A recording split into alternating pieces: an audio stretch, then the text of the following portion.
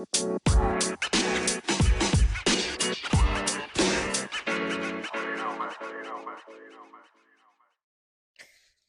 right, guys. The four agreements, pages 102, 103, 104.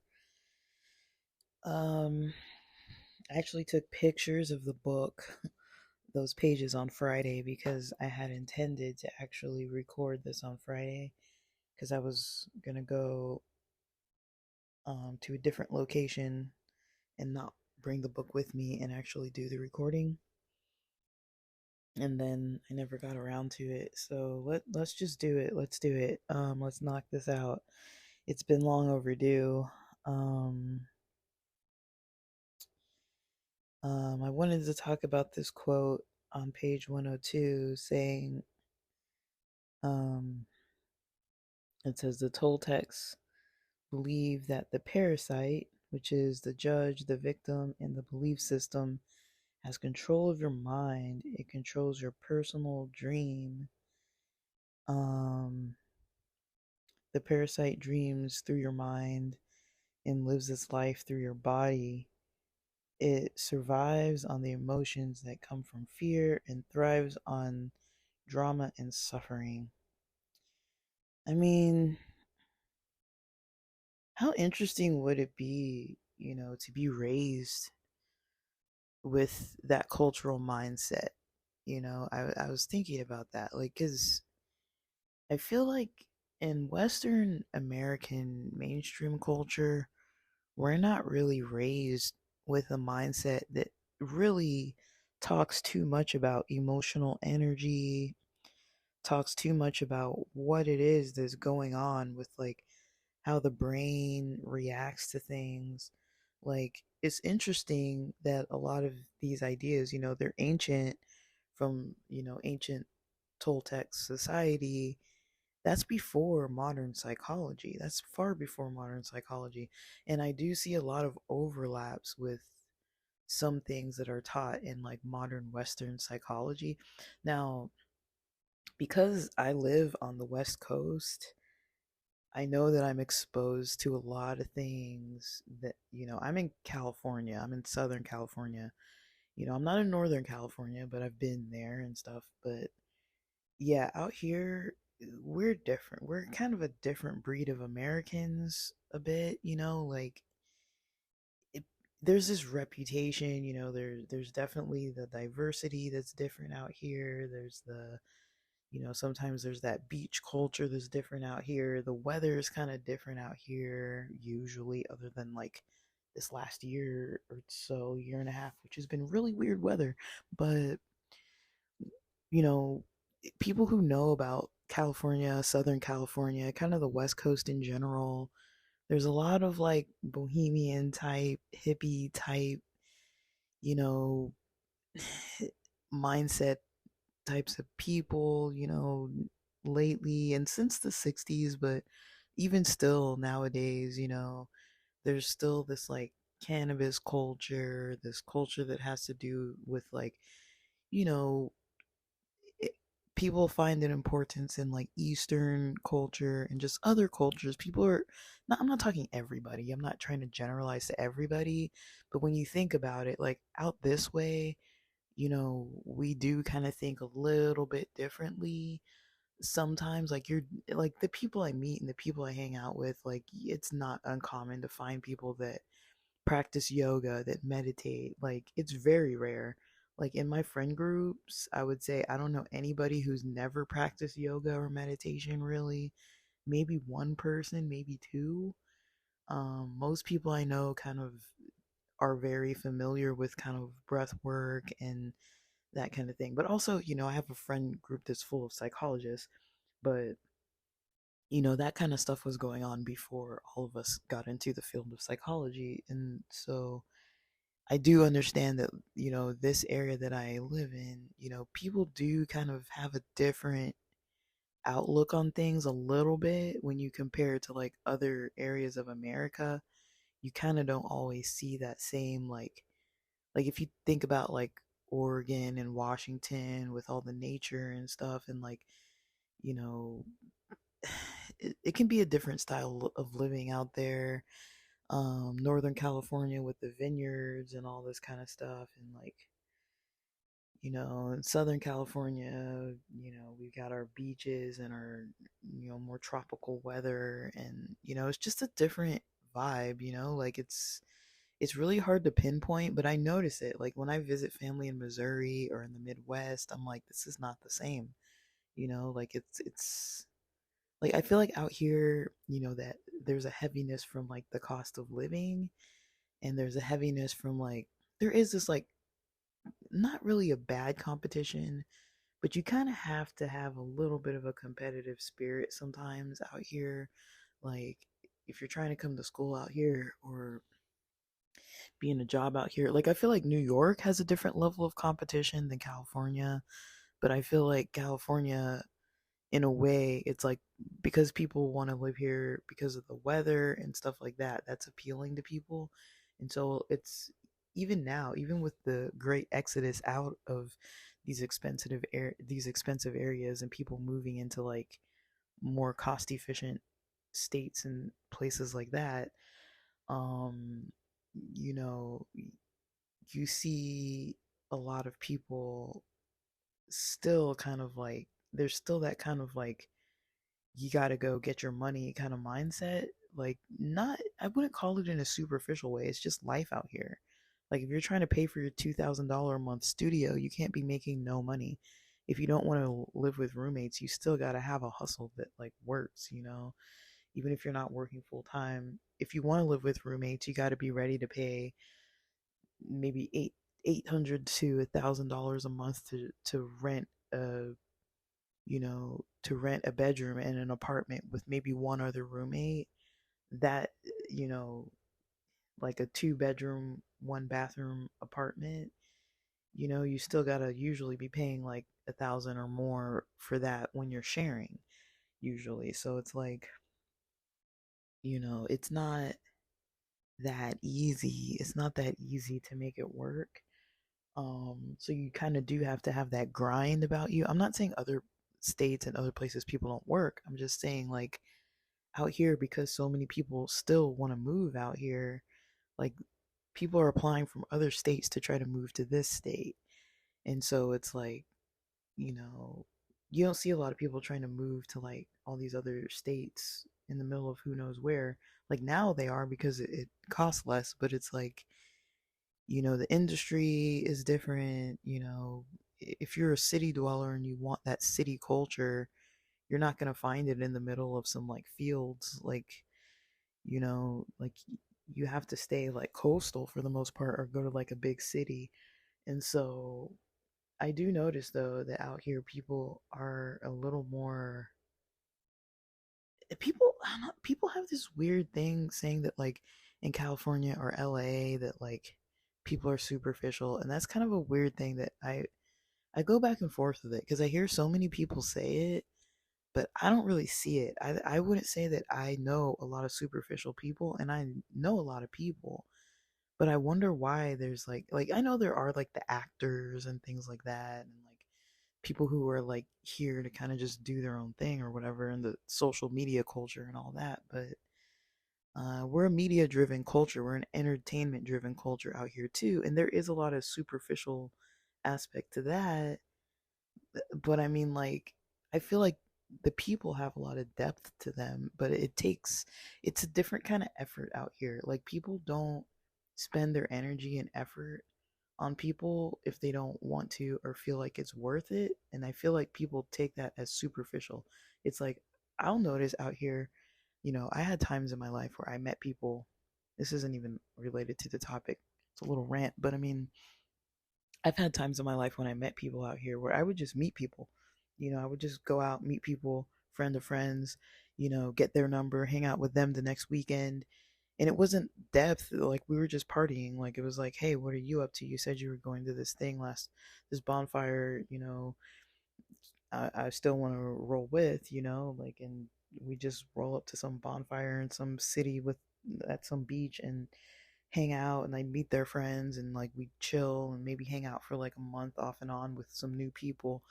And there might not be any depth to those relationships. We were just meeting up to mingle and party, and like we weren't really getting to know one another very deeply. But I mean, that's just kind of how it is. Like, if you want to get to know the people, you can do that. But I think there is this kind of unspoken understanding out here that if you don't want to get to know someone and you're just here to party, you're just here to hang out, like, there's like this culture out here where you can meet people just to hang out. And it's like, cool, we're just going to hang. And like, you might never call each other again. You might never talk during the week. You might never really catch up, but you're just like, yo, what's up? Like, I'm gonna be at this bar. You want to come out? Like, I'm over here, and just invite some people and have a good time together. And then I don't know, just keep it like that. But yeah, like I never, I don't think I meet that many superficial people. I just think it takes effort. Like if you want to meet people out here, you have to be a little like, hey, I like being around you, and you kind of have to make the effort to make it another step into that friendship and be like, hey, like I think we're getting along good and we're good friends, and like you kind of have to solidify that, because if you don't, like, you're kind of just going to be meeting a lot of that, like, let's party, let's hang out, let's meet up. I feel like out here you have to be more intentional about who you connect with and make it clear that you're enjoying your time with someone and you want to connect with them. Otherwise, that connection might not happen. Whereas in other places, you might meet people and it's kind of more assumed, okay, we're getting along, so now we're kind of like really close friends. Versus out here, it's like you can meet people and it's like you just met them for the day, or like you just met them for the week, or like you just met them for the month. It's like very, very in passing. And another thing, especially with LA, is because it's so, like, I've got friends in Hollywood. From where I live, without traffic, if I want to get there on time to meet them, I'd have to leave before 45 minutes before I need to be there. So say if I want to meet someone for coffee at 10 o'clock, I'd leave at 9 o'clock if there's no traffic. And just that alone is already just like annoying. It's like you can't even just simply go to get dinner. Like, we don't live that far apart, but it's like, just to, when you're busy and have to drive round trip at the very least like an hour both ways, and then still meet up and have coffee, it's like, even if I just meet someone for coffee for 1 hour, that's still like 3 hours out of my day. Or if I go to Orange County and meet my friends out there, or if I go to San Bernardino and meet my friends out there, even when there's no traffic, you're spending sometimes the minimum of 3 hours of your day, usually more like 4 hours of your day, maybe closer to 5 hours of your day if traffic's like really bad, just to go out to dinner and hang out for like 2 hours, drive 90 minutes one way in traffic, drive 90 minutes back, you know, because if you want to be like early or a little bit on time, you got to be a little early, so you got to leave early.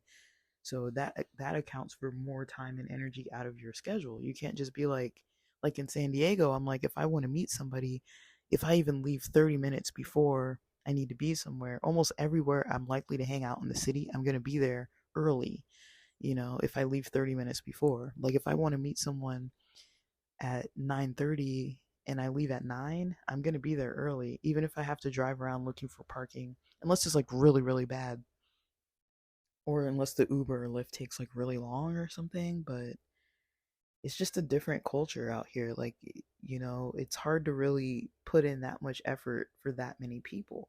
So you do tend to meet people that it's like, cool, this is convenient because we live near each other. Let's just chill for like a second, because you want to socialize, but you don't really want always like deep relationships with like every person you meet. There's kind of this understanding out here that, like, just because we met and hung out for like the last month doesn't mean that there's any obligation or anybody owes anybody.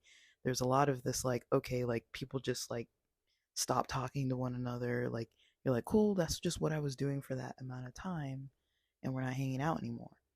And so I know people really do say, oh, it's superficial out here and stuff like that, but I just think it's culturally different. Like, because you don't have to deal with like the distance and the traffic and all that kind of nonsense in other places.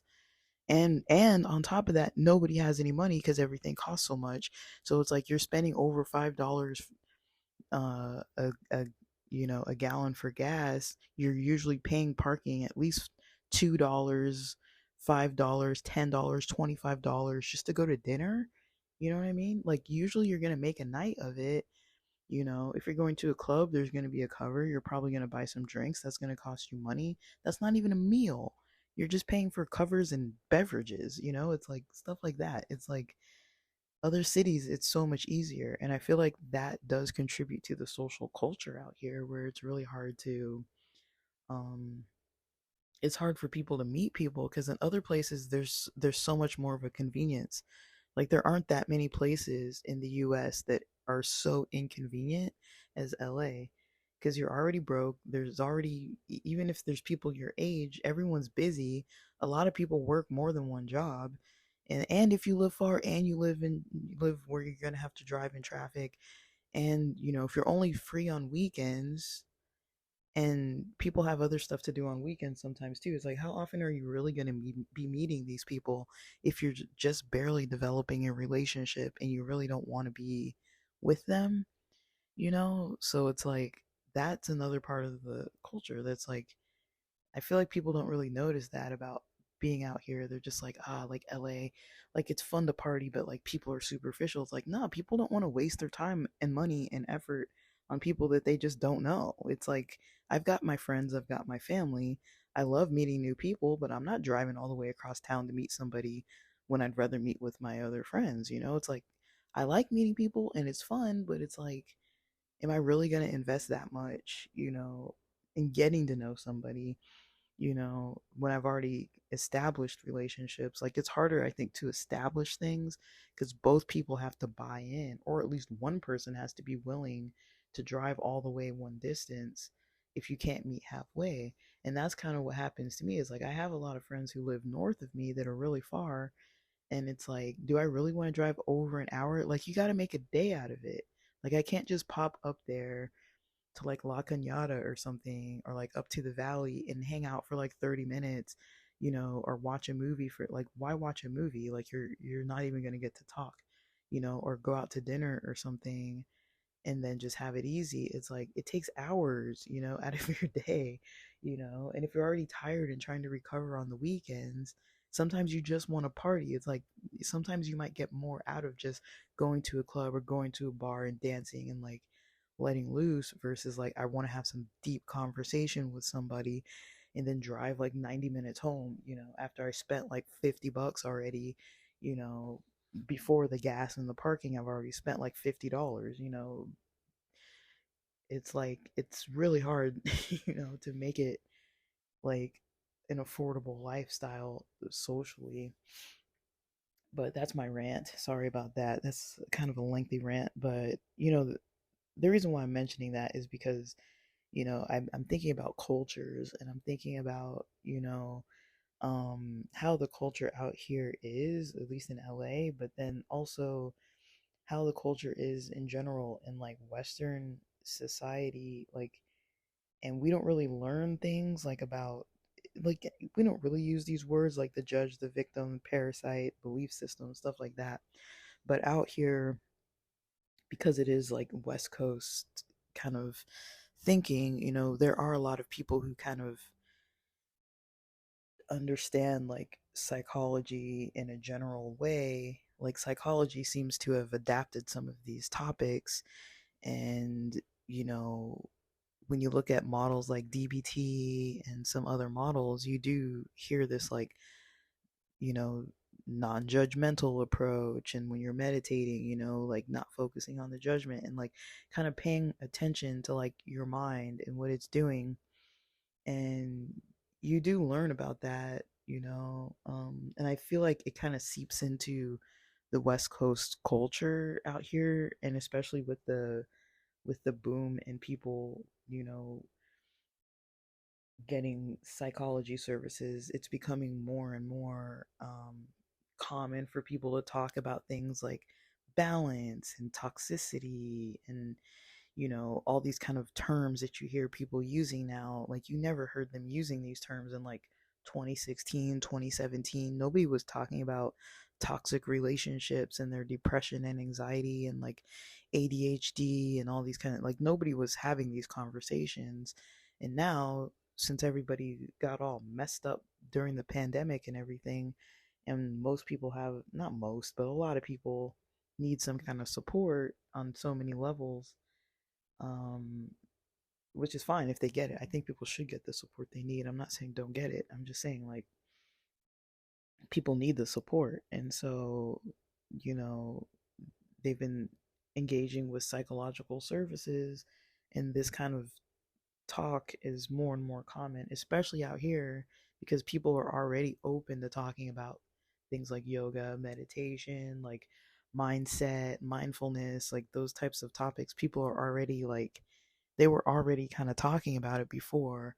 And so that's kind of, I don't know, sorry that I went off on that tangent, but I mean, out here, you do hear more about that kind of thinking, but I feel like overall, most of us weren't taught this by our parents. We weren't taught this by, a religion. Most of us weren't. Like some people were.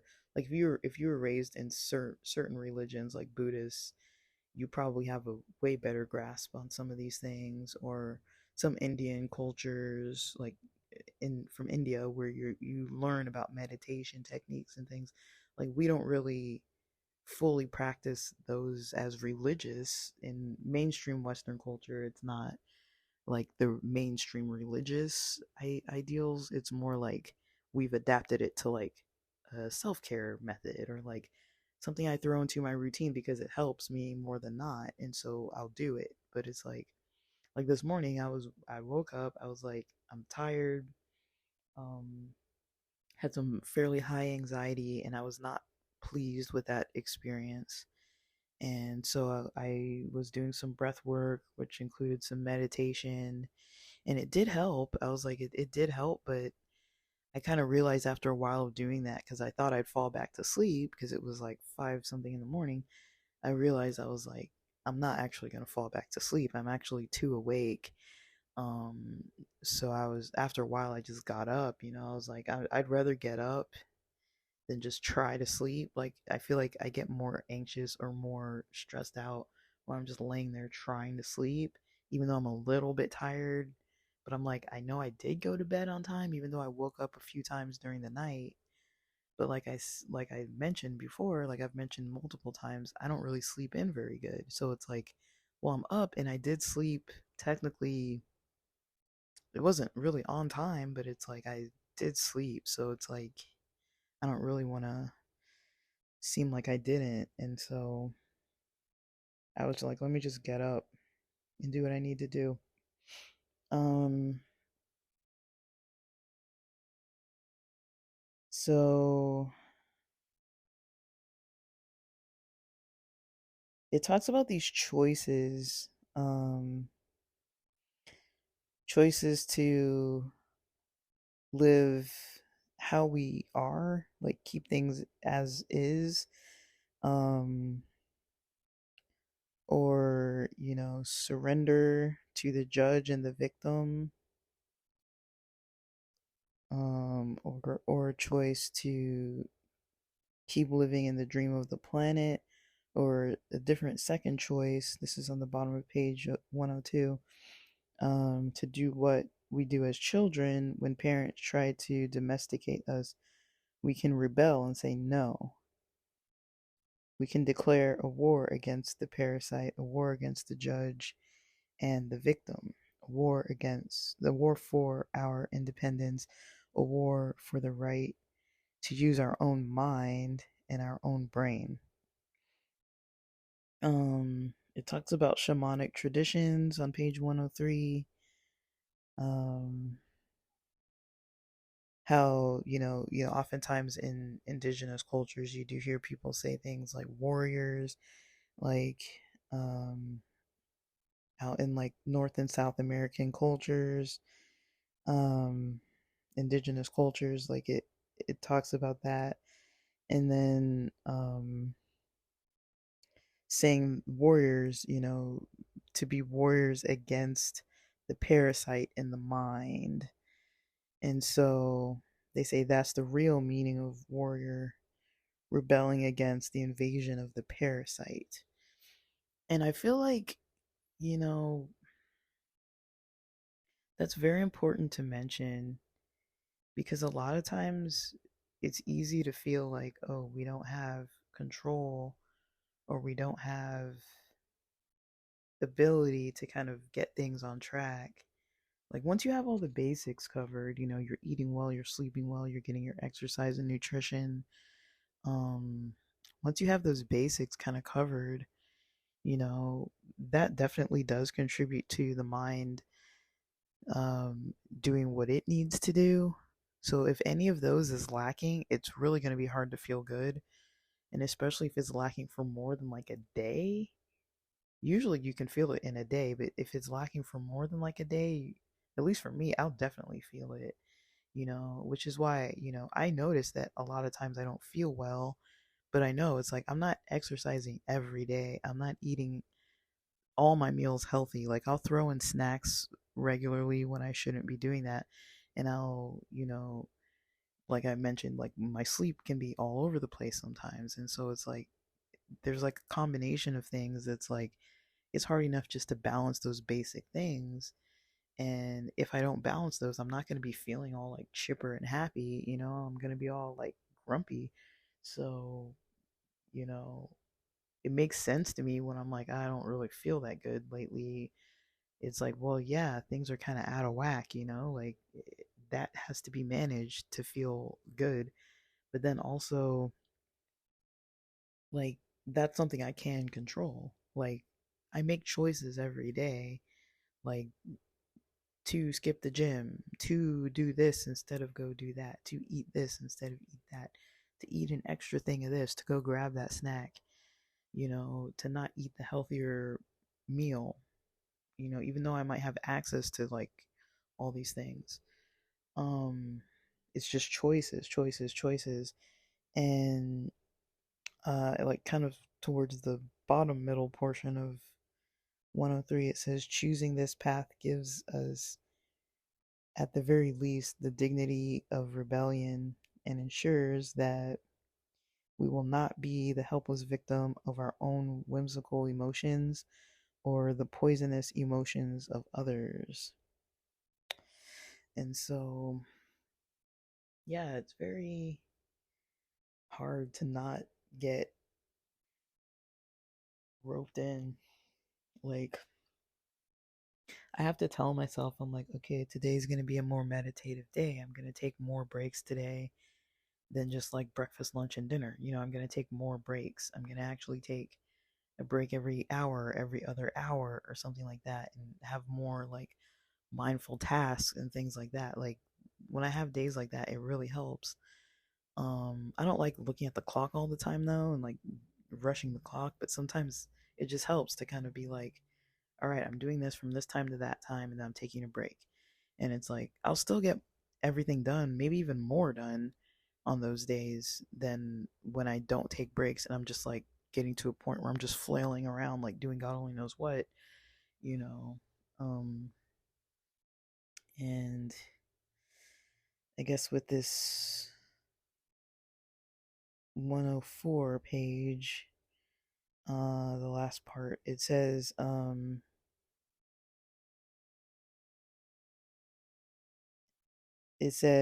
every head of the parasite is one of the fears that we have.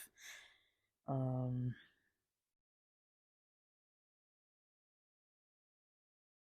and it also says a second approach is to stop feeling the parasite. If we, sorry, stop feeding. It's kind of blurry. Is to stop feeding the parasite. If we don't give the parasite any food, we kill the parasite by starvation.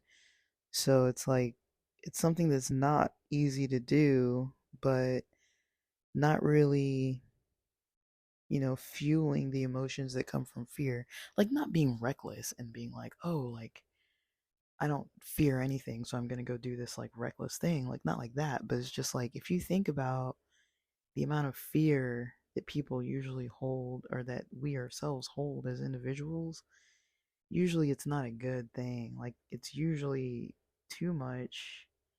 There's too much going on. Um,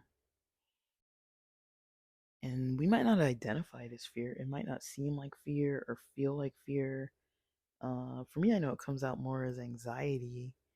It's more like not really worry. Like, I'm not worrying about anything specific. Like, I worry about, am I going to be able to finish what I set out for today?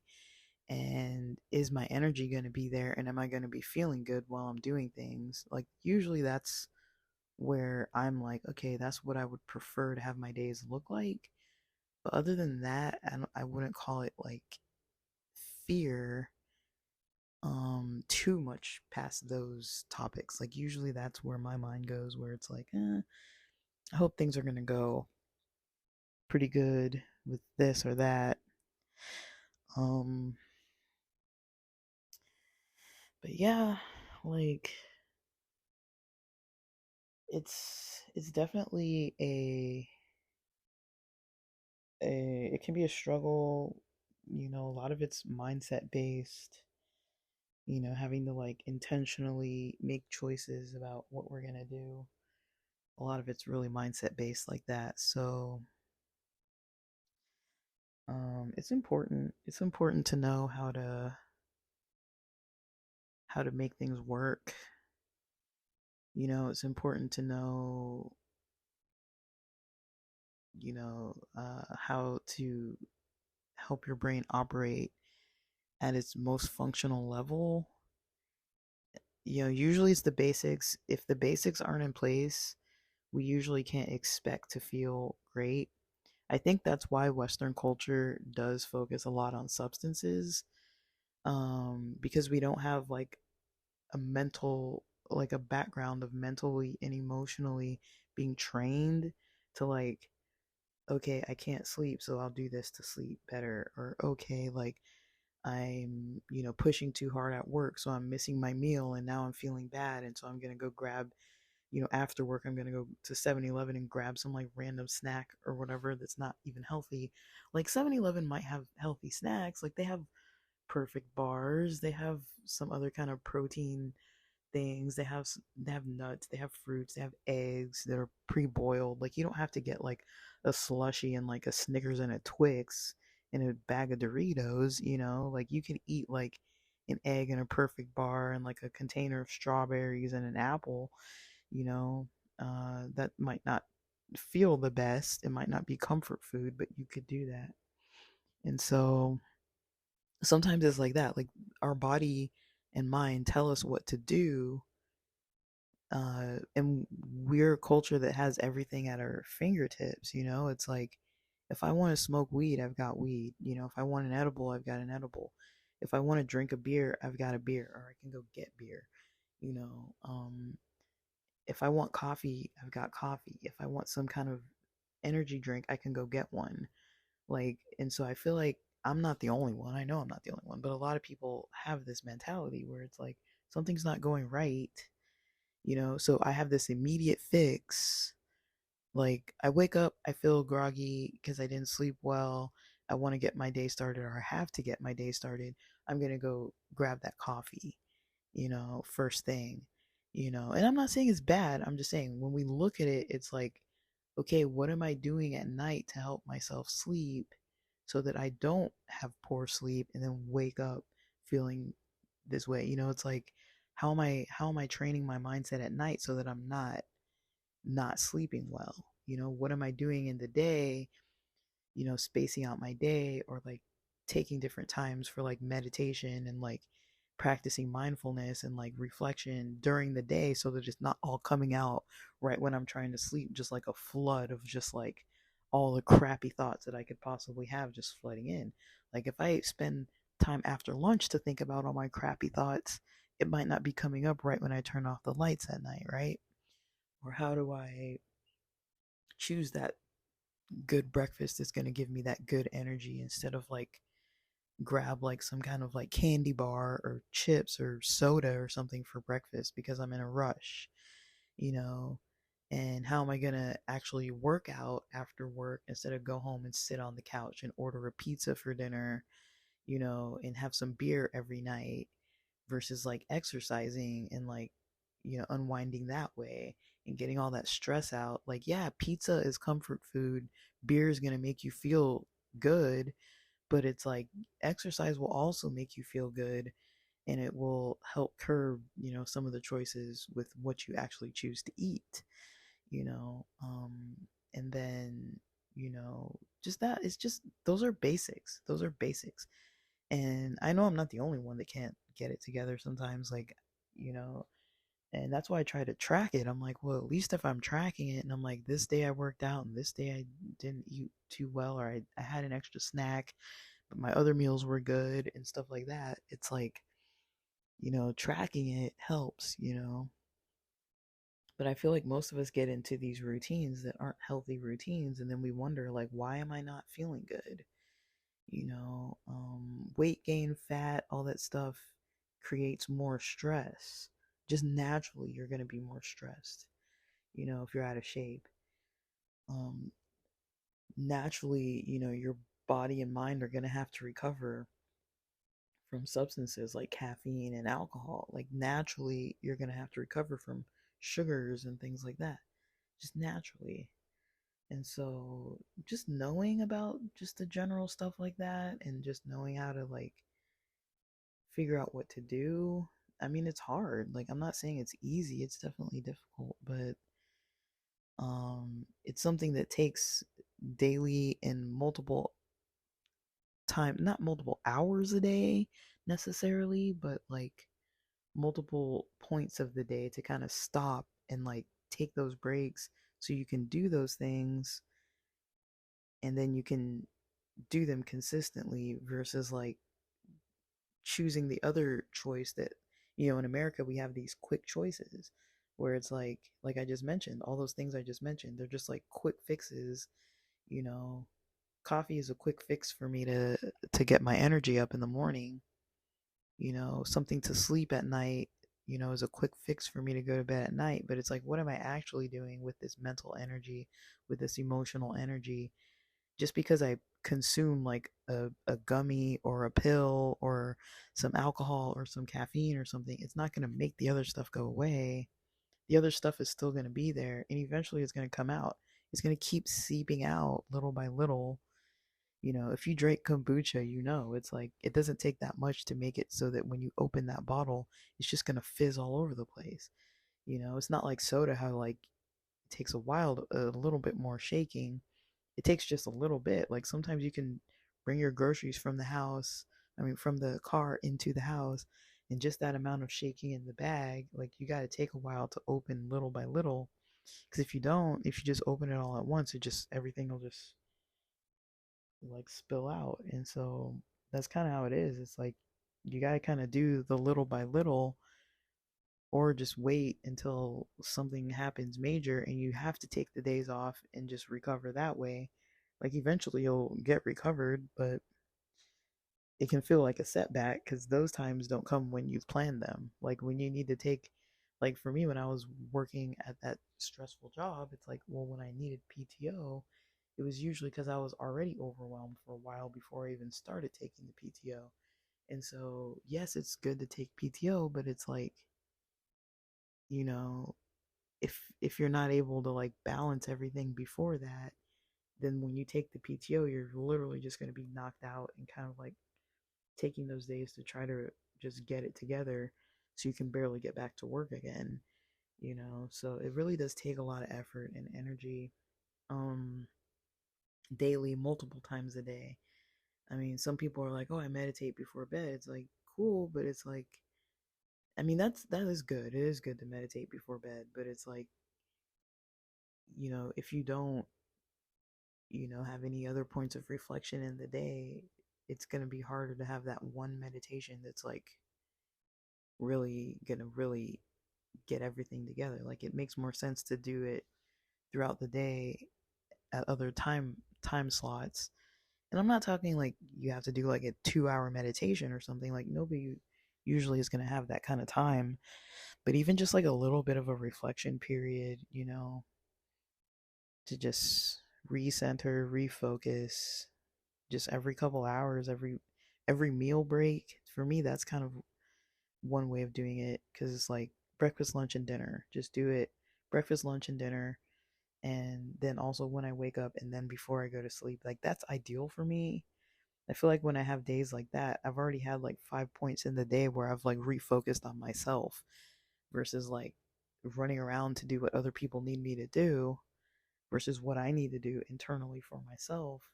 Like it's an active thing. It's not a passive thing. It's not like I wake up and feel better because I just did. It's like, nah, you kind of got to put effort into it because the more stuff gets slacked on, the worse it's going to feel and the more likely it's going to be that like the bad choices are going to be made. Like not there's nothing like morally wrong with it necessarily, but it's like a lot of these things we consume, like I focus on caffeine and alcohol in general because those are two things that I know most people drink coffee in the morning and many people drink a beer after work. I'm not judging it. I'm just saying, like, these are substances, you know, and it takes a while for that stuff to get out of your body. Like, just because you wake up the next day, you still got alcohol in your system, and then you're just trying to cover that up with coffee, with some caffeine, just to get going, to get to work. It's like, that's a lot on the body. Your body can get used to it and build a tolerance, but it's like that can be even worse because then people start using more. But um yeah, like it's something that takes like active, effort, every day, that active effort, intentionally just like I'm putting intention into this and doing it that way. But yeah, guys, I'm gonna go. I gotta go make breakfast. And thanks for listening.